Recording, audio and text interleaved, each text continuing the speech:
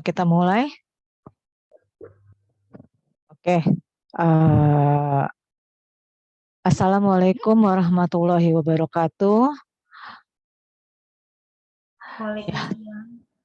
Terima kasih. Ya, bismillahirrahmanirrahim. Sebelum kita mulai, selamat siang Bapak Ibu.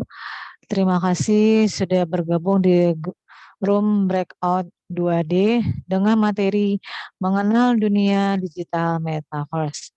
Ya, perkenalkan saya selaku MC Walda Mudiar dan akan dilanjutkan dengan moderator dan pengantar dengan Bu Siti Safaria, dan pemateri akan disampaikan dengan Mbak Salsa dengan Rafika. Supaya waktu tidak terbuang lama, bisa kita mulai. Oh ya, sebelumnya sebelum dimulai, instruksi di akhir materi ini nanti ada beberapa pertanyaan dan jawabannya bisa melalui room chat, dan itu akan ada door prize atau saldo OVO sebesar 50.000. Ya, untuk waktu dan tempat kami persilakan Bu Siti. Terima kasih.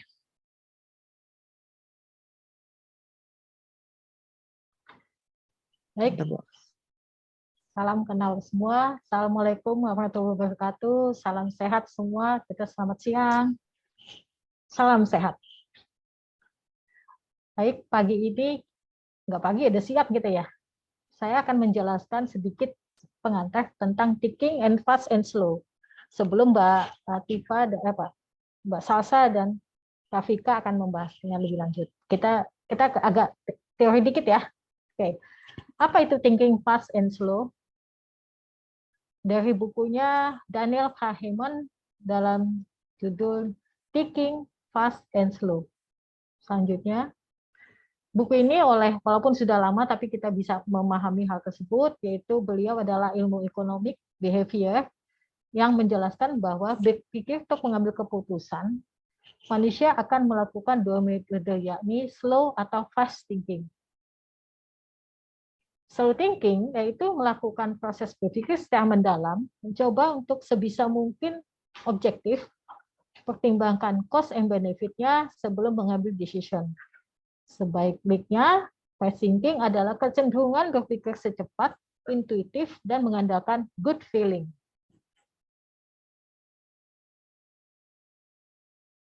Sayangnya, kecenderungan untuk melakukan fast thinking ini acap kali membuat kita manusia terjebak dengan cognitive bias, yaitu thinking error yang terjadi karena adanya bias atau prasangka yang sudah mendarah daging dalam benak seseorang.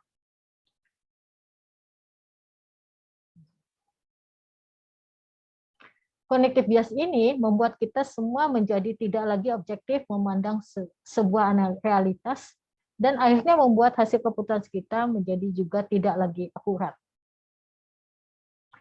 Ada lebih dari 100 cognitive bias yang telah ditemukan dalam beragam riset tentang cara kita manusia berpikir dan mengambil keputusan. Ada 4 kita ambil, yaitu yang dilakukan dan tanpa kita sadari. Pertama, cognitive bias 1, yaitu confirmation bias. Bias ini terjadi karena kecenderungan kita selalu mencari dan menyimak informasi yang membenarkan atau menjustifikasi apa yang lebih kita sukai atau sesuai dengan preferensi yang ada di dalam benak kita. Kita cenderung menolak informasi yang bertentangan dengan preferensi yang sudah kita miliki. Konfirmasi bias ini terjadi pada saat pemilu. Nanti pemilu biasa gitu tuh. Saat Anda sudah mempunyai pilihan, maka akan cenderung menolak untuk enggan percaya dengan informasi yang bertentangan dengan apa yang akan diyakini. Meskipun informasi ini akurat dan objektif, Anda hanya ingin membaca informasi yang menjustifikasi pilihan Anda. Cognitive bias kedua, yaitu angka pertama yang kita lihat, selalu menjadi anchor atau jangkar untuk membuat perbandingan. Di sini banyak dimanfaatkan oleh para penjual dengan memberikan harga awal yang tinggi, lalu dicoret dan diberikan harga yang baru yang lebih murah. Karena ini efek dari anchoring, maka kita akan selalu menganggap bahwa harga yang baru ini sesuai dengan harga yang menarik dan murah dan lebih jelas. Ya. Oke. Lanjut ke Supervisor bias, yaitu banyak media yang memberitakan orang yang survive atau yang berhasil sukses, padahal di antara kisah itu Bill Gates atau Jack Ma adalah ratusan orang yang gagal. Namun yang gagal tidak pernah survive karena nggak muncul di berita. Karena itu mungkin memang sulit kita hubungi. Oleh sebab itu di sini sudah bangkrut dan hilang entah kemana. Survivor ini memberikan kesan bahwa sukses itu mudah dan ada di mana-mana. Padahal kenyataannya tidak. Ada jutaan orang lebih banyak yang gagal dan tidak pernah muncul di permukaan. Lanjut yang cognitive bias yang keempat. Bias ini menjadi availability ya.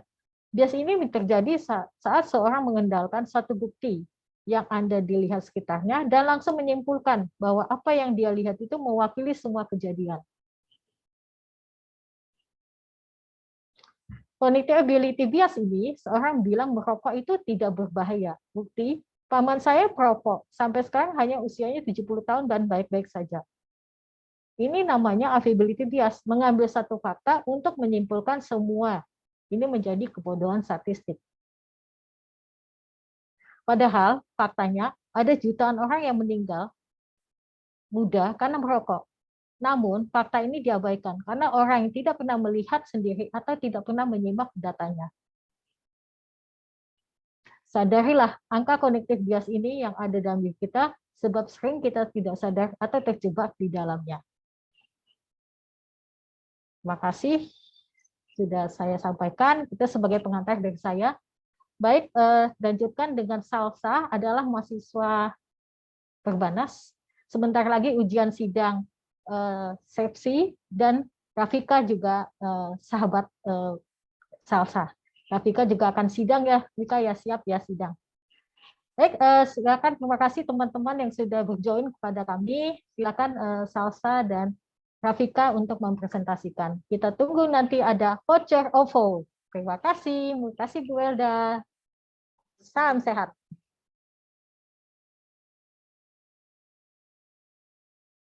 Ya, baik. Untuk berikutnya mungkin bisa kita lanjutkan ke materi dengan Mbak Salsa dahulu atau Rafika dulu ya saya? Saya dulu, Bu. Oke, ya silakan waktu dan tempat. Terima kasih. Izin share screen ya, Bu.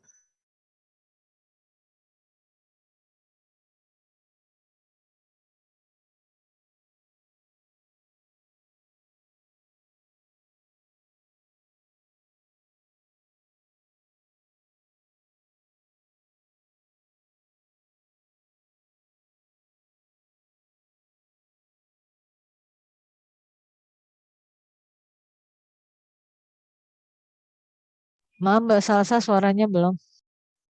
Selamat siang semua. Di sini saya akan menjelaskan tentang dunia digital yaitu metaverse.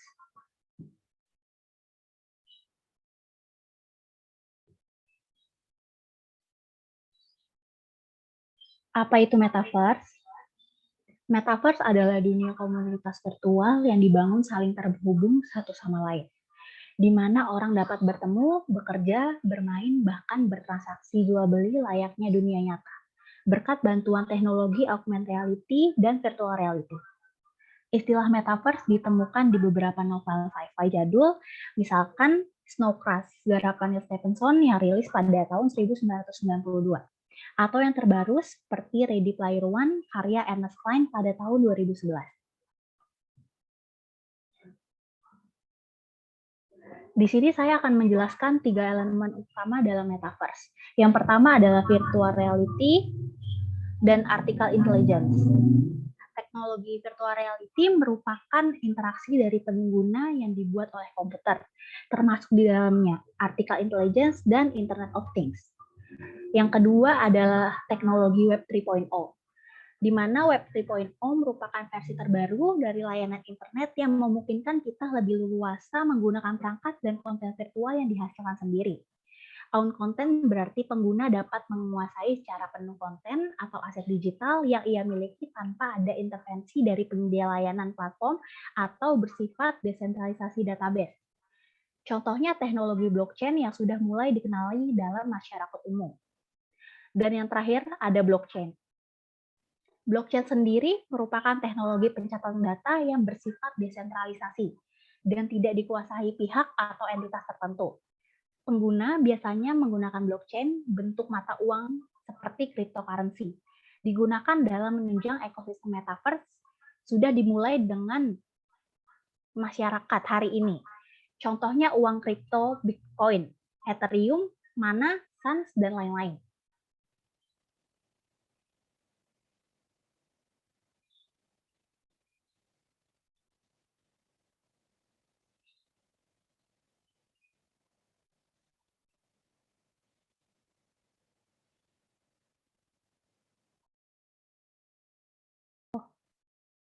Maaf, Salsa, suaranya masih belum keluar.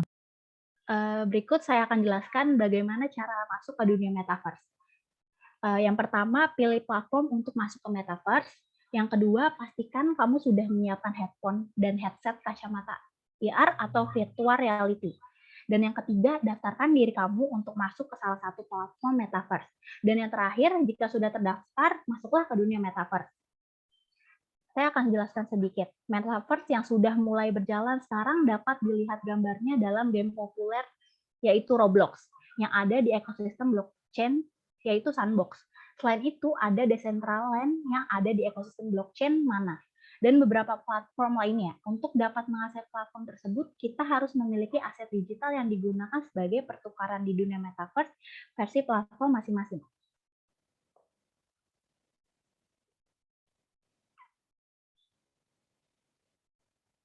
Bagaimana cara kerja dunia metaverse? Untuk dapat masuk ke dunia dalam metaverse dibutuhkan perangkat yang mendukung, yaitu headset, headphone, dan kacamata IR atau VR. Mengingat metaverse sepenuhnya menggunakan dunia IR dan 3D. Perangkat tersebut wajib dimiliki jika ingin berada di metaverse. Seperti dunia virtual lainnya, metaverse tak akan pernah bisa lepas dari internet sebagai akses utamanya. Hal tersebut didukung oleh perkembangan teknologi yang semakin canggih. Berikutnya akan dijelaskan oleh Rafika Khairunisa.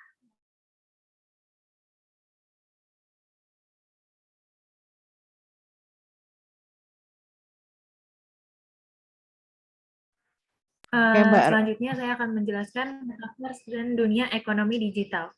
Pertumbuhan metaverse yang kian besar dilirik oleh para investor yang sejak awal tertarik untuk menginvestasikan asetnya dalam jumlah fantastis di metaverse.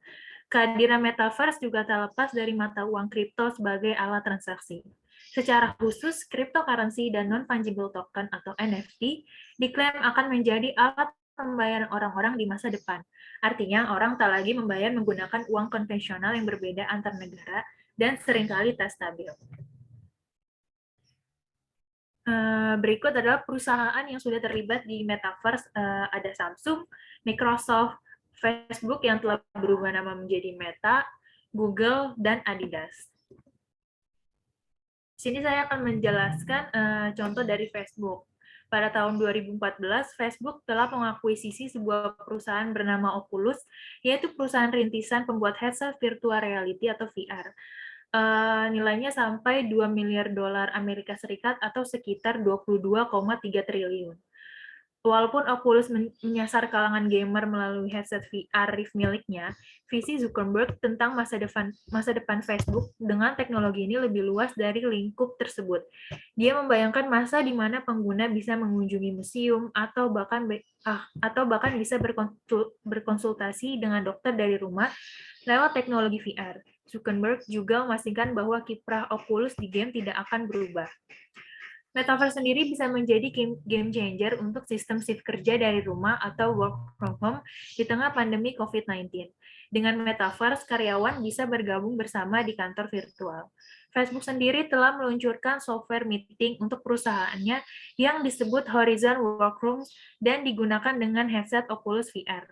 Headset yang berharga $300 lebih ini membuat pengalaman Metaverse paling mutakhir di luar jangkauan orang-orang. Namun, proyek Metaverse ini masih dalam pengembangan 5-10 tahun yang akan datang. Selanjutnya ada Metaverse di Indonesia. dua bank besar di Indonesia yaitu Bank BRI dan BNI sudah siap ekspansi ke dunia metaverse. Kedua bank ini akan terjun ke dunia metaverse yang akan dikembangkan oleh Weir Group dengan nama Metaverse Indonesia. Weir Group merupakan perusahaan berbasis teknologi augmented reality Indonesia yang telah berdiri sejak tahun 2009.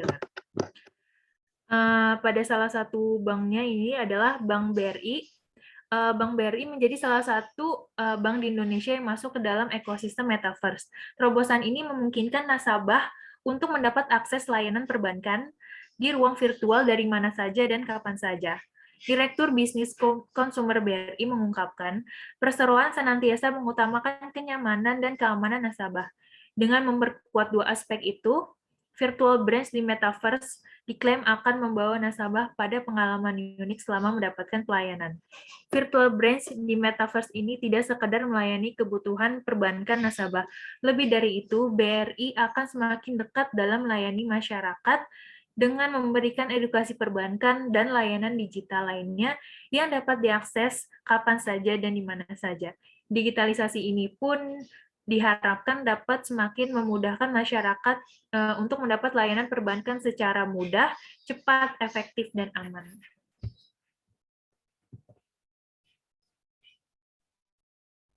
Selanjutnya, tidak hanya perusahaan milik pemerintah saja yang tertarik dengan dunia metaverse, badan usaha milik artis Raffi Ahmad dan Nagita Slavina dengan nama Rans Entertainment juga akan mengumumkan membuat project metaverse yang akan bekerja sama dengan Sinta VR, VC Gamers, Upbanks, dan Ren Animation. Project metaverse milik Raffi Ahmad dan Nagita Slavina diberi nama Runverse. Selanjutnya di sini saya akan menjelaskan tentang dampak dari metaverse. Yang pertama ada dampak positifnya, yaitu ada pengalaman. Dengan adanya metaverse ini, kita dapat menjadi siapa saja dan di mana saja. Selain itu, kita juga dapat mewujudkan fantasi yang kita miliki. Dengan pengalaman tersebut dapat menjadi sebuah lompatan baru dalam perkembangan teknologi. Yang kedua ada ekspresi, sama halnya dengan media sosial, seperti Instagram dan Facebook yang hanya bisa menampilkan foto profil dalam bentuk visual gambar dan video saja. Dalam dunia metaverse ini, kita dapat menampilkan dalam bentuk avatar 3D. Oleh karena itu, kita dapat mendesain karakter diri kita sendiri sampai bisa memperlihatkan ekspresi yang kita alami kepada orang lain. Yang ketiga ada teleportasi. Dalam metaverse kita bisa berpergian ke berbagai tempat hanya dengan diam di dalam ruangan saja. Dan yang keempat ada meningkatkan produktivitas. Dengan adanya metaverse ini, pengembang berharap selain bermain dan berinteraksi, para penggunanya juga bisa meningkatkan produktivitasnya. Yang selanjutnya adalah dampak negatif dari metaverse. Yang pertama adalah terganggunya privasi. Sama halnya dengan media sosial, teknologi metaverse akan semakin membuat privasi kita tergerus. Hal ini bisa menyebabkan data-data privasi mudah diketahui. Yang kedua ada resiko kejahatan cyber. Yang ketiga ada kecanduan. Sama halnya dengan media sosial, metaverse juga bisa memberikan efek kecanduan. Hal ini karena visual yang ditampilkan dalam metaverse sedikit berbeda dan terkesan lebih indah dari dunia nyata. Dan yang keempat ada berdampak pada kesehatan dan kehidupan sosial. Teknologi yang digunakan pada metaverse adalah kacamata augmented reality yang dipasang di kepala dan menutup mata juga sebagian wajah. Hal ini bisa membuat penglihatan menjadi terganggu kalau terus-menerus digunakan. Dan kalau untuk kehidupan sosialnya, sama halnya dengan media sosial, jika kita terlalu sering berada di dunia metaverse, kita bisa saja kehilangan minat untuk berinteraksi dengan sesama kita di dunia nyata. Hasilnya manusia akan semakin apatis untuk bersosialisasi di dunia nyata. Berikut adalah contoh video dari proyek dunia metaverse. Kota Korea Selatan, Seoul akan jadi kota besar pertama yang mengembangkan metaverse. Rencana itu diumumkan oleh pemerintah metropolitan Seoul pada Rabu 3 November 2021. Proyek ini bertujuan untuk mempermudah mobilitas masyarakat dan memperluas akses ke layanan publik. Metaverse adalah dunia virtual yang memungkinkan penggunanya beraktivitas dan berinteraksi layaknya di dunia nyata, seperti bersekolah, bekerja, dan berbelanja. Pemerintah Seoul berencana membuat Metaverse Seoul dengan menciptakan ekosistem yang mencakup berbagai layanan publik, pariwisata, pendidikan, hingga acara budaya di dunia Metaverse. Kalau rencana ini berhasil, penduduk Seoul dapat mengunjungi balai kota, situs bersejarah, hingga layanan pengaduan melalui realitas virtual. Pemerintah Seoul juga akan mulai mengembangkan platform Metaverse ini pada akhir 2022 dan beroperasi penuh pada 2026. Langkah konkretnya, platform Metaverse ini akan dimulai dengan upacara membunyikan lonceng tahun baru secara virtual pada Desember 2021. Pemerintah Seoul juga berencana akan membuka sebuah layanan publik virtual yang disebut Metaverse 120 Center pada 2023. Untuk dapat tergabung dan beraktivitas dalam Metaverse, warga Seoul memerlukan headset virtual reality atau VR. Headset VR ini dibanderol dengan harga sekitar 300-600 US dollar atau sekitar 4,2 sampai 8,4 juta rupiah. Sayangnya, headset ini belum dapat digunakan secara luas seperti komputer ataupun smartphone. Proyek Metaverse yang juga jadi ambisi besar Facebook ini sebetulnya tak lepas dari kritik. Louis Rosenberg, ilmuwan komputer dan pengembang sistem AR pertama di Laboratorium Penelitian Angkatan Udara, menilai kehadiran Metaverse dapat menghilangkan esensi dan pengalaman interaksi tatap muka di dunia nyata yang dapat berujung pada maraknya pelabelan terhadap kelompok tertentu, serta ketergantungan pada perangkat terkait yang memaksa untuk terus berinteraksi di dalam Metaverse.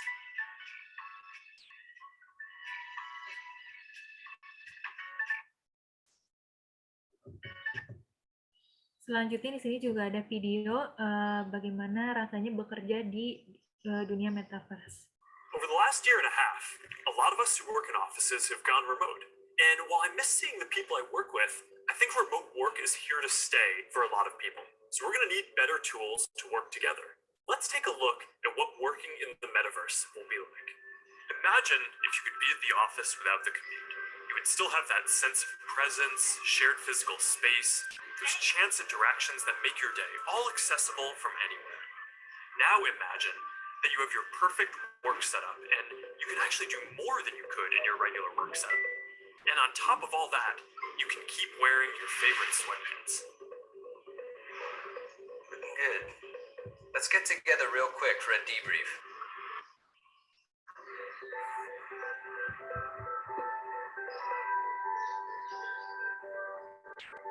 I'm free now. Let's jump in. Hi. Hey, So what do we think?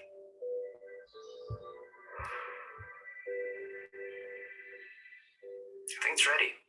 Great. I'll prep it for the presentation. All right. Good luck.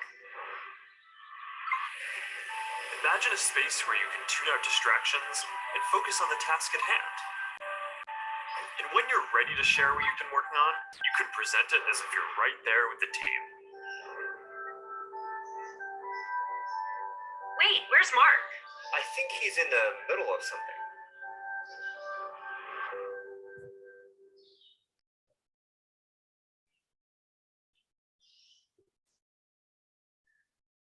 Dalam video tersebut dijelaskan bahwa ditampilkan bagaimana rasanya jika kita bekerja dalam dunia virtual metaverse. Jadi kita tidak perlu lagi khawatir untuk datang terlambat untuk meeting, karena melalui dunia metaverse kita bisa saling terhubung satu sama lain walaupun kita tidak berada di tempat yang sama. Tentunya untuk masuk ke dalam dunia metaverse kita harus membutuhkan perangkat, yaitu kacamata virtual reality. Nah, selanjutnya generasi pada dunia metaverse. Generasi milenial. Generasi milenial atau generasi Y ada. Generasi milenial atau generasinya adalah generasi yang lahir sekitar tahun 1980 hingga tahun 1995 pada saat teknologi telah maju. Mereka tumbuh di dunia yang telah mahir menggunakan media sosial dan juga smartphone, sehingga otomatis mereka sangat mahir dalam teknologi. Generasi milenial sering dinilai sebagai generasi yang malas karena sering bermain ponsel. Yang kedua ada generasi Z, adalah generasi yang lahir sekitar tahun 1997 hingga tahun 2000-an. Generasi Z adalah generasi yang masih muda dan tidak pernah mengenal kehidupan tanpa teknologi sehingga terkadang disebut sebagai generasi I-Gen. Generasi Z ini dinilai sebagai generasi yang ambisius, mahir tentang hal digital, dan rasa keingintahuannya sangat tinggi. Selanjutnya kesimpulan dari pembahasan dari awal yaitu metaverse adalah dunia digital yang memberikan kebebasan kepada penggunanya untuk melakukan berbagai aktivitas yang mereka mau. Kita dapat bekerja, bertemu, bermain dengan menggunakan headset realitas virtual, kacamata augmented reality, aplikasi smartphone, atau perangkat lainnya. Adanya metaverse ini juga tak lepas dari mata uang kripto sebagai alat transaksinya. Secara khusus, cryptocurrency dan non-fungible token diklaim akan menjadi alat pembayaran orang-orang di masa depan. Saat ini pengembangan metaverse masih dalam masa pertumbuhan, tetapi dengan perkembangan internet yang semakin cepat dan juga anggaran miliaran yang diinvestasikan ke dalam metaverse dan dorongan besar akibat pandemi COVID-19, metaverse akan segera menjadi bagian yang lebih besar dalam kehidupan kita. Sekian presentasi dari dunia digital metaverse. Bisa dilanjut ke Bu Welda. Ya, terima kasih Mbak Rafika atas presentasinya. Ya, ini ada ternyata di chat room ada pertanyaan. Ya, bisa saya bacakan buat. Ya, Oke. baik, silakan. Oke, di sini dengan Mas Maulana Matin, mahasiswa pasca sarjana. Dia bertanya, teknologi metaverse itu tidak bisa berjalan tanpa adanya dukungan infrastruktur, kecepatan data, internet. Sedangkan berdasarkan riset yang ada, Indonesia berada di peringkat terakhir di Asia Tenggara. Bagaimana nih support pemerintah terkait hal tersebut bisa disampaikan dengan Bu Ade. Terima kasih Bu Ade. Terima kasih Bu Welda. Baik, kalau untuk menjawab pemerintah, saya bukan orang pemerintah juga nih, jadi saya jawabnya begitu. Gini loh, ini kan sesuatu pengenalan. Terus terang saya orang generasi yang maaf tanda petik jadul, ini juga kaget. Oh, sampai seperti itu dunia seperti ini. Berarti sudah tidak ada hubungan antara silaturahmi dan sebagainya. Mungkin kayak gitu. Itu bayangan kami yang generasi ini. Oleh sebab itu, kami hanya mengenalkan bagaimana metaverse itu akan menjadi yang akan datang gitu loh. Oleh sebab itu, terima kasih untuk Vika dan Sasa. Ini mau ngasih tahu ke kita semua. Pada kayak seperti itu kami usul, yaudah kita ikutan di PKM. Kalau ditanya pertanyaan ini memang agak teoris sekali, tapi untuk hal tersebut, jadi saya menjawab terkait dengan ini, ya pasti pemerintah yang jawab, bukan kita gitu loh. Tapi bagaimana kesiapannya kita tahu, salah satu yaitu dunia perbankan. Kemarin kita pas ikut seminar juga sempat disebutkan bahwa metaverse itu sudah disinggung oleh bank Mandiri, nggak salah sudah melakukan menuju ke sana juga. Begitu juga kemarin OJK sudah sempat menyinggung juga tentang hal tersebut. Nah, kita melalui sepakat itu, kita mau ikut PKM ini dasarnya, wah kita ada sesuatu yang baru. Nah, kita bikinlah ide ini. Jadi kalau mau dilihat kapan kita akan melakukan riset Indonesia dan sebagainya, para ahlinya lah. Nanti kita ikut aja lah, generasi kami ini ikut aja. Tapi generasinya Salsa dan generasinya Vika harus lebih tahu dan lebih memahami hal tersebut. Jadi kita bersama-sama untuk menuju yang terbaru, yang terbaik gitu ya. Kalau tanya pemerintah, kami juga nggak bisa jawab karena itu bukan kewenangan kami dan kami tidak kompeten untuk menjawab hal tersebut. Maaf begitu ya. Makasih. Makasih Mbak Maulida Martin. Kita lanjutkan dengan pertanyaan dari kami nih untuk peserta Zoom hari ini. Silakan untuk pertanyaannya. Silakan Bu Welda.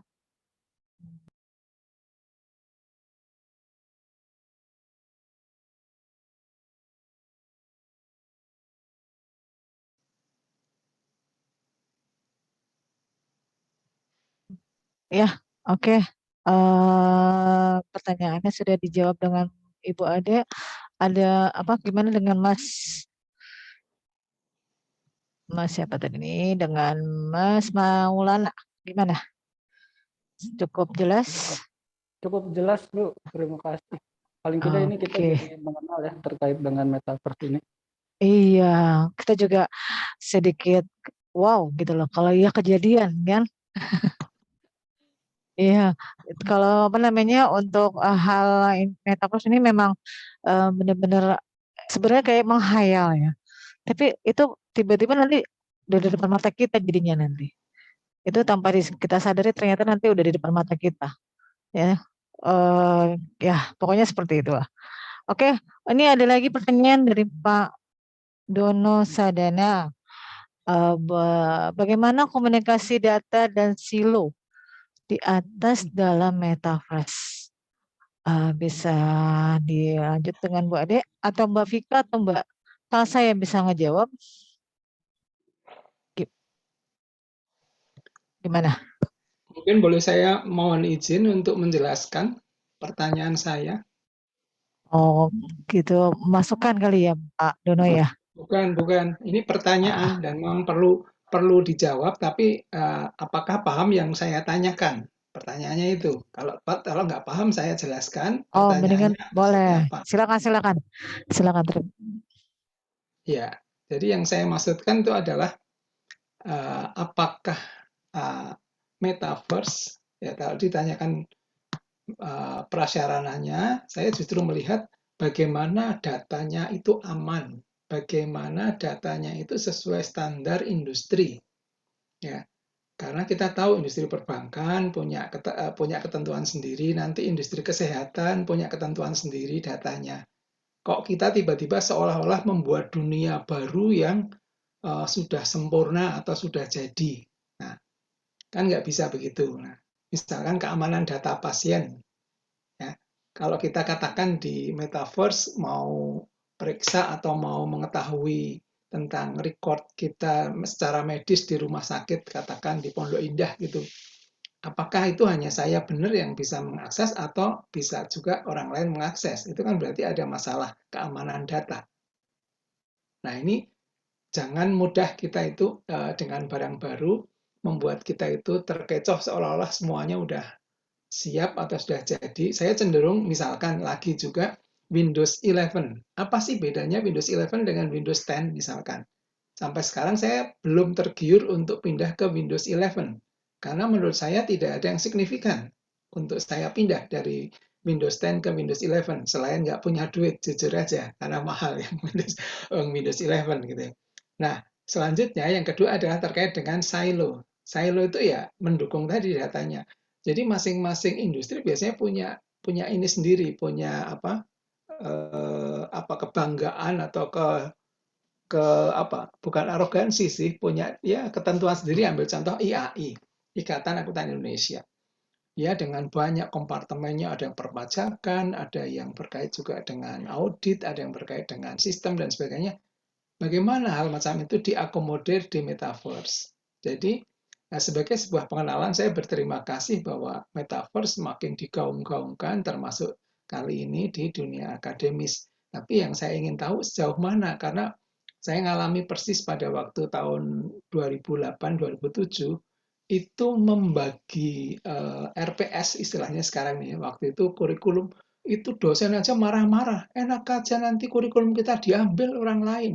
Wah, saya sampai dimaki-maki, disuratin di waktu itu belum zamannya WA ya, tapi pakai BlackBerry, di BlackBerry ini, dikarimi materi saya buat dalam cakram ya. Waktu itu ada cakram, jadi mahasiswa baru dikasih CD, isinya adalah flowchart mata kuliah dari saat dia masuk sampai selesai dan beberapa materi e-book yang diperoleh dari perpustakaan. Tapi kembali responnya negatif. Itu tahun 2008. Nah, sekarang ini 2002 atau 2021 2002 sudah muncul metaverse. Bagaimana mengatasi hal ini? Itu pertanyaannya. Terima kasih. Sama-sama, Pak. Baik, kami tadi sebelum pas awal ini pembicaraan kita ada berpikir secara dua, yaitu fast atau slow gitu ya Pak ya. Nah sekarang masalahnya kebetulan Pak Dono terima kasih sarannya dan melengkapi informasi ini. Mungkin nanti dilengkapi mungkin Mbak Salsa, Pak Vika. Tapi secara umum gini loh, orang itu kan punya kemampuan. Kemampuan itu kan berbeda-beda. Oleh sebab itu, tadi dengan teknologi, kita harus ikuti. Satu sisi ada punya kelemahan dan keunggulan, satu sisi ada sesuatu yang disiapkan oleh para ahlinya untuk kerahasiaan, Pak. Pasti contoh tadi kesehatan dan sebagainya. Itu ada rahasia, pasti ada password dan sebagainya. Itu sudah di secara matang, pasti ahlinya pasti sudah menyiapkan supaya jangan sampai semua orang bisa lihat. Itu contoh yang menjadi kita sepakati bersama bahwa itu harus adanya program ahlinya, tetapi kita hanya lihat dari luar, Pak. Kenapa kita menggunakan metaverse? Karena generasi ini saat ini sudah seperti itu gitu loh. Kita nggak bisa diam, kita harus mengikuti apa yang diinginkan oleh dunia ini gitu. Sebab itu kenapa PKM ini kami lihat, ini agak menarik karena bicara masalah teknologi juga. Saya tadi di sini bukan ahli teknologi juga, tapi melihat dari pihak luar, gitu loh Pak Dono. Mungkin kurang lengkap, tapi mungkin di Mbak Vika atau Mbak Salsa, silakan. Iya, mungkin yang anak muda boleh merespon silakan, karena berargumen, silakan. iya, kita sama-sama kolonial Mbak Made. Iya, betul. Makanya kita langsung jawab.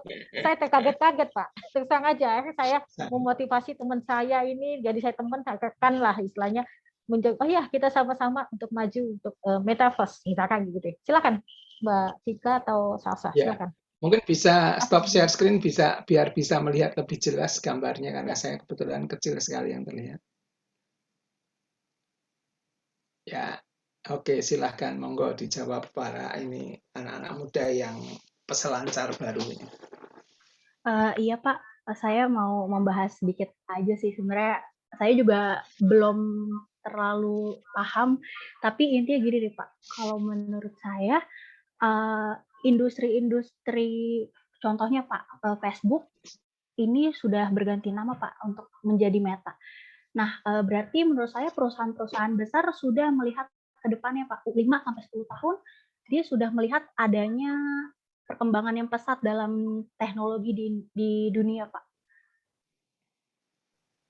Menurut saya gitu, Pak.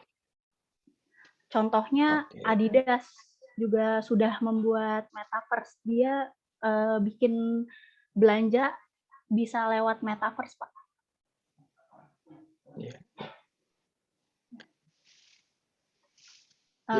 Bisa mendengar, Pak Dono? Iya. Bisa saya pahami, cuma memang sebagai generasi yang tadi saya sebut kolonial, saya sebenarnya mengikuti teknologi tidak, ya sudah cukup lama lah. Tahun 13 tahun lalu, tahun 2007-2008 saya udah pakai YouTube, tapi belum ada nama YouTuber. Dan banyak jejak langkah saya di sana membantu Nokia misalkan untuk mengatasi serbuan BlackBerry dan sebagainya. Namun yang saya perlu sampaikan barangkali untuk kita semuanya, memang Anda, Salsa dan teman-teman yang anak muda terutama Gen Z itu dipegang ibaratnya kalau di mobil itu ngegas, ngebut gitu ya, cepat, adaptif dan juga ambisius cenderungnya ya. Tapi kami generasi yang lebih tua itu harus mengimbanginya dengan rem. Nah, di tengah itu gas dan rem itu didrive dengan kemudi. Nah, kemudinya itu apa? Menurut saya kemudinya adalah visinya kita seperti apa. Visi tentu mengutamakan masalah people, bukan mengutamakan teknologinya. Jadi, bagaimanapun juga harus seimbang antara penggunaan teknologi dan aspek people management-nya. Dari saya mungkin itu aja. Dan dengan demikian nantinya kita sejahtera dan lebih bernilai tambah bagi sesama kita. Jangan sampai kita asal pindah tapi tidak memperhatikan hal-hal yang sifatnya dunia people aspek itu. Gitu aja. Terima kasih. Terima kasih Pak Sadana. Ya, terima kasih Pak Dona untuk pertanyaannya. Oke, ada lagi yang apa? Oh ya, tadi terakhir saya sempat ini kalau bisa menjawab atau memberi pertanyaan. Ini yang pertanyaan udah 2 ya Bu ya, tinggal 1 berarti ya. Kita kasihkan ini voucher atau isi ulang OVO. Rencananya nanti kita datanya ya Bapak dan Mas yang tadi untuk dikirimkan saldo OVO-nya nanti kita kirimkan lewat OVO sebesar 50.000, lumayan. Oke, ya. Ada lagi yang mau ditanyakan? Kalau nggak ada, kita punya pertanyaan yang bisa jawab, kita kasih 50.000. Oke, ini pertanyaannya. Pertanyaannya saya acak. Tapi ini nanti dijawabnya di room chat aja. Nanti kita bisa dapat datanya. Siapa yang yakin atau siapa yang sudah yang mengisinya nanti akan dikirimkan voucher 50.000 ke OVO. Pertanyaannya saya yang mana nih? Oke, yang sudah di-share. Apa pendapat Anda tentang proyek Metaverse dalam waktu 5-10 tahun mendatang? Silahkan dijawab di room chat. Cepetan. Yang ininya yang jawabnya mewakili akan dikirim voucher. Terima kasih. Oke.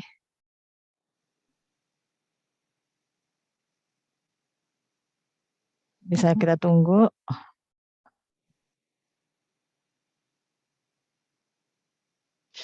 Jawabannya Cindy Aulia, Cindy Yuliana, apa jawabannya? Boleh langsung dicat aja di situ. Atau mau dijawab pakai ini? Langsung ini. Speak. Gimana Bu Ade sama teman Salsa dan Rafika? Oke, selamat siang. Saya jawab nih katanya dengan Mas Andri Setiawan. Gimana jawabannya nih? Dia bilang menurut saya metaverse-nya tinggal nunggu waktu aja yang akan mulai dirasakan dunia. Bahkan mungkin dalam waktu dekat ini akan muncul platform media yang mengedukasi digital world kepada masyarakat ditambah dengan makin populernya fenomena currency dunia. Benar begitu jawabannya? Ada lagi yang mau dijawab dengan Ibu Pratiwi? Pertanyaan jawabannya? Siapa yang menarik kita kirim voucher 50.000.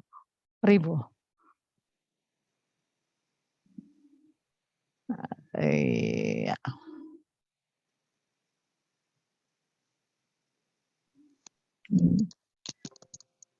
Oke. Masih ada satu lagi.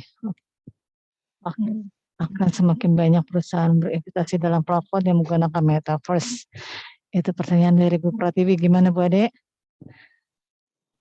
Mendekati, oke. Untuk Bu Heni, mau dijawab? Atau boleh, saya mau jawab? Oke. Silakan Bu Heni. Teknologi akan mengacu ke 5.0. Oke. Di mana semakin cepat proses itu berlangsung, kemudian keamanannya juga semakin baik. Jadi prosesnya itu tidak. Jadi orang semakin berpikir lebih maju, tidak seperti sekarang masih harus berpikir menimbang-nimbang suatu masalah itu dengan membutuhkan waktu yang panjang. Nah sekarang jadi kehidupan itu semakin perubahannya semakin drastis dalam arti kalau kita mau beli barang itu tidak pakai lebih singkat lah begitu servisnya. Karena kan seperti yang G20 itu kan menekankan bahwa pemerintah harus mengembangkan digitalisasi lebih maju. Nah, fintech itu juga salah satu alatnya untuk digitalisasi. Nah, jadi yang saya mau garis bawahi di sini, prosesnya akan menjadi cepat, kemudian kita masuk bukan 4G lagi, 5G, kemudian teknologi 5.0, jadi semua prosesnya lebih singkat dan lebih cepat. Itu aja. Cukup dari Kayaknya saya, lebih itu lengkap ya. jawabannya. Oke, terima kasih Bu Heni. Kayaknya Ya, lengkap banget ya, sama-sama. Bu Heni. Lebih lengkap dan lebih pastinya ke depannya Ibu ya akan lebih, Ya. mudah-mudahan kita masih panjang umurnya ya Bu ya. Amin, amin, amin. Ya, Betul. semoga sehat-sehat semua nih untuk dia lihat ke depannya nih seperti apa. Oke, saya rasa untuk pertanyaan yang pertama kayaknya udah ada pemenangnya. Siapa Bu Ade bisa dijawab? Untuk yang Semua jawabannya hampir betul ya. Semua hampir betul, sampai mendekati. Jadi dari aspek manapun bisa dilihat yang akan datang. Jadi saya putuskan tadi sempat ada yang lebih lengkap, yaitu pertanyaan dari jawaban dari nomor 1 ya, si siapa? Andre, masalah. Itu lebih lengkap. Memang teori banget, tapi ya itulah. Tapi terima kasih juga tanggapannya Bapak Ibu sudah membantu kami untuk menjawab pertanyaan ini. Betul. Silakan Ibu Bapak. Nanti kita kasih nomor 1, berarti jawabannya adalah bagaimana Vika sama Salsa? Izin juga nih yang punya materi. Iya, mendekati Bu. Ya, Jawaban. jadi siapa? Silakan. Ternyata ada banyak juga yang jawab. Itu ya Mas silakan. Andri ya. Yang Mas Andri. Ya. Terima kasih. Berarti diputuskan adalah mohon maaf Bapak Ibu dosen, bukan berarti sesuatu yang lengkap, tapi kita ada yang lebih menjelaskan hal lebih pertanyaan tersebut. Oke, silakan Andre ya. Selamat untuk Andre mendapatkan voucher sebesar 50.000 dari OVO. Bagaimana, mau dilanjutkan? Masih ada nggak di vouchernya? Masih, Bu. Kayaknya satu lagi ya. Satu lagi, boleh pertanyaannya yang beda, boleh ditampilkan.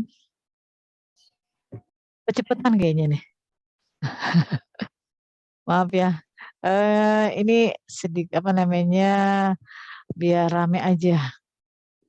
Oke, di sini apa pengaruh metaverse kepada kemajuan dunia perbankan? Nah, perbankan ya beda sama yang tadi tentang dunia kerja, ini ke perbankan. Gimana? Boleh silakan di chat atau langsung dijawab lewat chat aja Bu ya. Lebih ini ya Bu ya. Oh, di chat. Oke, terima kasih jawabannya.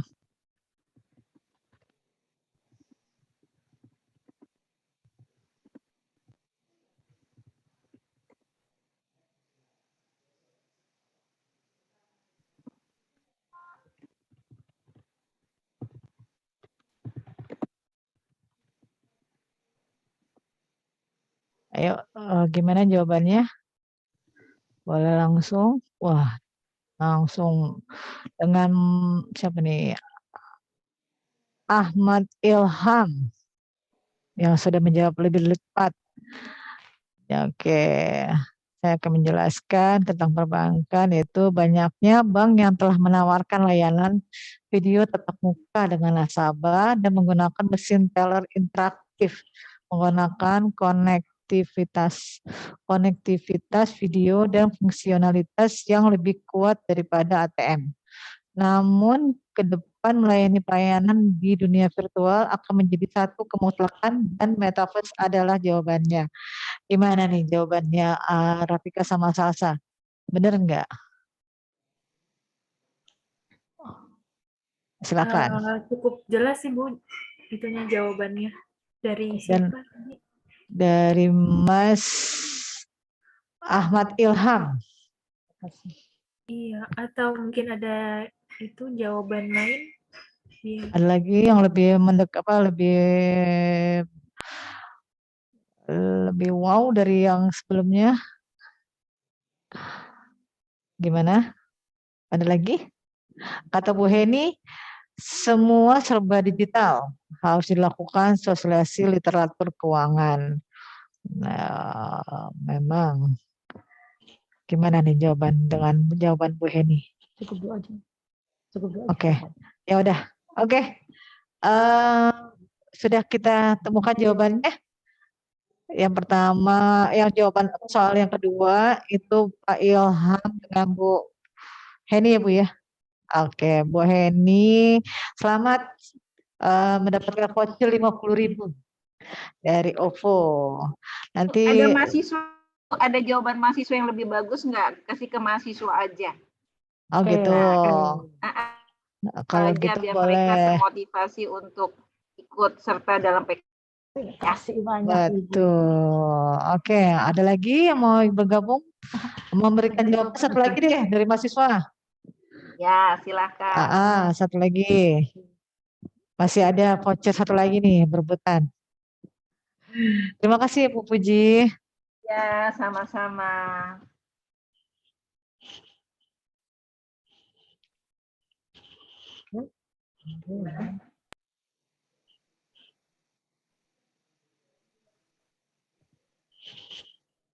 Waktunya sudah habis ya. Tunggu absennya boleh diisi ya. Jangan lupa yang peserta dan pemateri kita ya Bu ya. Oke. Ini ada nih satu lagi jawaban dari mahasiswa apa nih? Oh, ya silakan ya yang belum absen, belum chat di 2D. Yang belum isi silakan. Oh, ini ada jawaban lagi nih dengan Maula Martin. Tadi mirip-mirip namanya ya. Oh, beda ya. Oke, dengan Maula Martin ini dia bilang bisa menguntungkan bagi industri perbankan lantaran mampu menciptakan pengalaman baru atau new experience yang mendalam sehingga bisa memuaskan pelanggan atau customer satisfaction. Teknologi metaverse juga bisa dimanfaatkan perbankan dan meningkatkan layanan di era digital sebab bisa mempengaruhi interaksi bank dengan nasabahnya. Oke, gimana jawabannya nih Mbak Vika sama Mbak Salsa? Jawabannya Mas Maulana apa bisa diterima? Silakan. Hampir sama sih Bu. Maksudnya sudah mencakup dari jawabannya, cuman jadi bingung milih siapa. Gimana Salsa? Oh, ya jawaban yang lebih singkat dan lebih ini, atau kita terima aja kali ya. Karena sudah habis waktunya dan ini terakhir. Kita ambil kesimpulan, Mas Maulana dapat juga Ibu ya. Selamat untuk Mas Maulana, Mas tadi siapa? Ahmad Ilham, terus nanti Mas Andri, dan yang dua yang tadi yang memberikan pertanyaan ya Bu ya. Ya kan, yang memberikan pertanyaan Pak Dono dan siapa tadi tuh yang Paskah.